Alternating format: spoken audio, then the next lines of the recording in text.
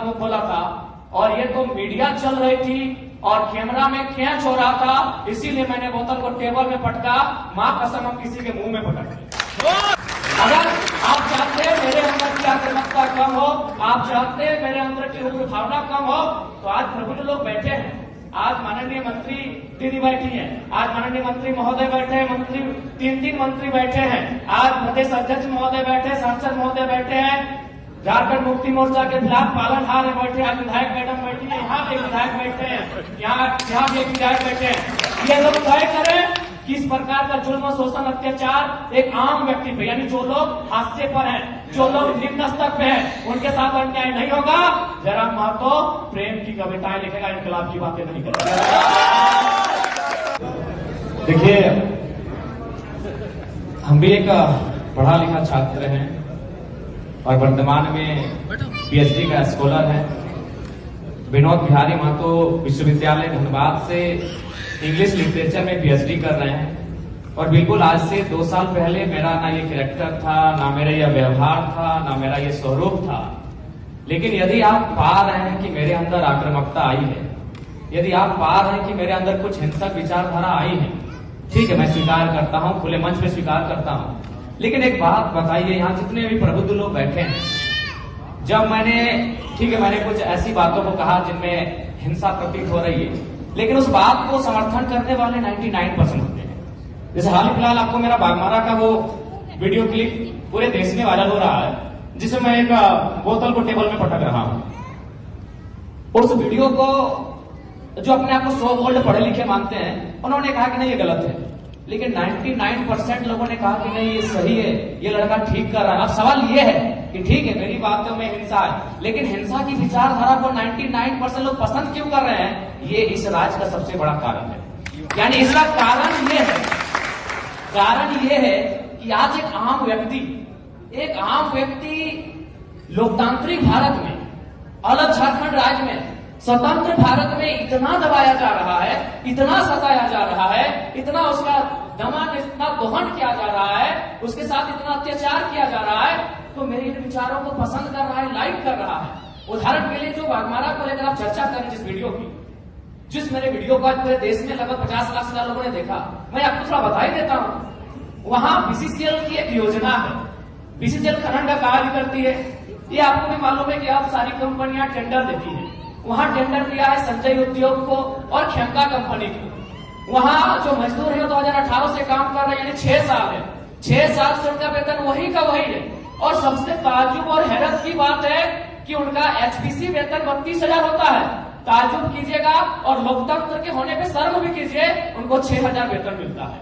उससे भी ताज्जुब की बात है कि ना बीसीसीएल जिम्मेवारी ले रही है कि किनके वर्कर हैं, और ना ही खेमका और संजय उद्योग जिम्मेवारी ले रही है ये किनके वर्कर हैं। उससे भी ताज्जुब की बात है, उनको जो पेमेंट मिलता है 4,000 मिलता है, 6,000 मिलता है, वो पेमेंट ना बीसीसीएल दे रही है, ना संजय दे रही है, ना खेमका दे रही है। तो बताइए किसका खून नहीं खोलेगा? मैं बनावटी इंसान नहीं हूं। उस मीटिंग में 52 मिनट डिस्कशन हुआ था, मैंने 52 मिनट के बाद मुंह खोला था और ये तो मीडिया चल रही थी और कैमरा में कैच हो रहा था, इसीलिए मैंने बोतल को टेबल में पटका। मां कसम हम किसी के मुंह में पटक दिए। आपकी पांव तले जमीन खिसक जाएगी। जब आपने छेड़ा है तो सुन लीजिए। यही विनोद बिहारी विश्वविद्यालय में एक कंपनी, एक एजेंसी ने टेंडर लिया है, मजदूरों को ज्वाइनिंग लेटर के साथ साथ रिजिग्नेशन लेटर पे साइन करा गया। इस भारत में कहां होगा यार? मैं आक्रामकता की बातें करता हूं, कारण कौन है? रिजिग्नेशन लेटर में साइन कराया गया है, कौन देगा उत्तर? भारत देश में 4 स्तंभ है कहने को, न्यायपालिका, कार्यपालिका, विधायिका, पत्रकारिता। कौन रिस्पॉन्सिबल है कि ज्वाइनिंग? ताजुब की बात है, ज्वाइनिंग लेटर भी मिला है और उनको साइन भी करा लिया है। क्या बोलते हैं रिजिग्नेशन लेटर? रिजाइन लेटर में भी साइन करवाया गया है। और एक घटना गोमिया की, जब मेरा सभा था बेरमो में, वो लड़का आया, उसने कहा कि जो एजेंसी है उनको पेमेंट देना होता है 20,000, लेकिन मेरा शर्त है उनका कि 20,000 आपके अकाउंट में देंगे, आपको 8,000 रिटर्न करना होगा, नहीं तो नौकरी से निकाल देंगे। उसके बाद भी अगर आपका खून नहीं खोलता है तो आप बनावटी लोग हैं, असल लोग नहीं है। अगर आप चाहते हैं मेरे अंदर की आक्रामकता कम हो, आप चाहते हैं मेरे अंदर की उग्र भावना कम हो, तो आज प्रबुद्ध लोग बैठे हैं। आज माननीय मंत्री दीदी बैठी है, आज माननीय मंत्री महोदय बैठे हैं, मंत्री 3 मंत्री बैठे हैं, आज प्रदेश अध्यक्ष महोदय बैठे, सांसद महोदय बैठे हैं, झारखंड मुक्ति मोर्चा के खिलाफ पालनहार बैठे, आज विधायक मैडम बैठी है, यहाँ भी विधायक बैठे हैं, यहाँ भी एक विधायक बैठे हैं। ये लोग तय करें कि इस प्रकार का जुल्म, शोषण, अत्याचार एक आम व्यक्ति पे, यानी जो लोग हादसे पर हैं, जो लोग निम्न स्तर पे हैं, उनके साथ अन्याय नहीं होगा। जयराम महतो प्रेम की कविताएं लिखेगा, इनकलाब की बातें नहीं करेगा। विश्वास कीजिए, वो व्यक्ति का भी नाम बता देंगे, ऐसा नहीं। अग्रेसिव गवर्नमेंट आनी चाहिए और मेरा यही एग्रेशन मेरे मुझ में रहेगा, क्योंकि मैं ना संजय मेहता जी के तर्ज पे मैं बरी से आता हूँ, ना मैं चौपारण से आता हूँ, ना मैं गढ़वा से आता हूँ, मैं धनबाद से आता हूँ।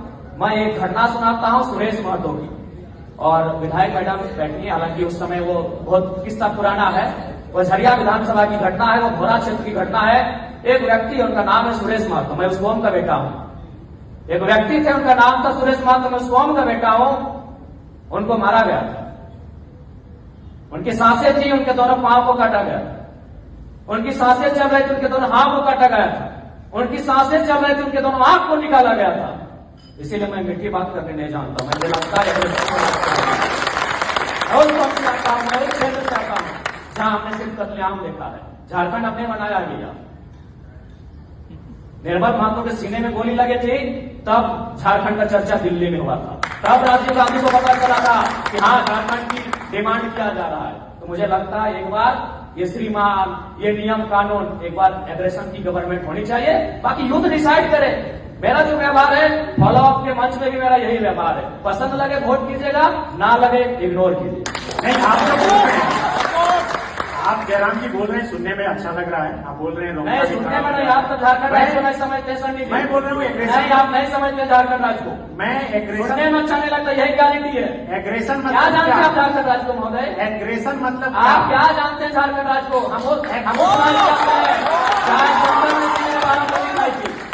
हम वो झारखंड चाहते हैं जहाँ MP member of parliament Sunil Mahato ने 1, 2, 3, 4, 5, 6, 7, 8, 9, 10, 11, 12 को दिखाई थी सांसद ने। क्या सुनने में समझता है, तब झारखंड को नहीं जानते। एग्रेशन मतलब क्या है? एग्रेशन मतलब यही है कठोर डिसीजन, त्वरित कार्रवाई। आज कार्रवाई किस पे होती है? एक ठेला पे काम करने वाला है, तुरंत कार्रवाई होगी। एक मजदूर है, पुलिस तुरंत कार्रवाई करेगी। आपकी कार्रवाई उस समय काहे नहीं होती है?